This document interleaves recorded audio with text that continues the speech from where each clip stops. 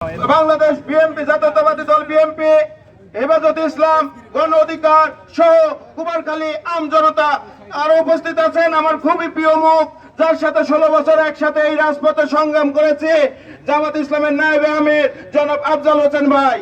প্রিয় বন্ধুগণ, আমি স্পষ্ট ভাবে দেখতে পারি, আমি স্পষ্ট ভাবে দেখতে চাই, আমাদের আবার আবাবিল পাখি আসবে, আবার জিহাদ হবে, ওই গাজা আমাদের পুণ্য উদ্ধার হবে।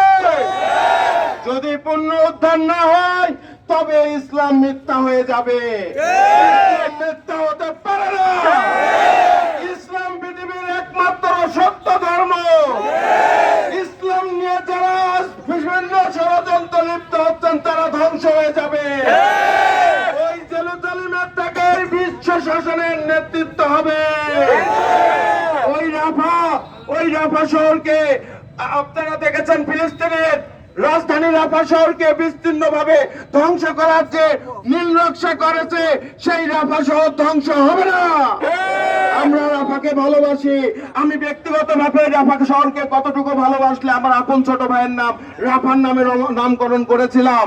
প্রিয় বন্ধুগণ, আমি শেষ করব শুধু একটি কথা বলে, আগামী যে কোনো সময় যদি বাংলাদেশ থেকে বড় কোনো কাফেলা ওই ইসরায়েলের নামক বিস্ফোরণকে ধ্বংস করার জন্য যেতে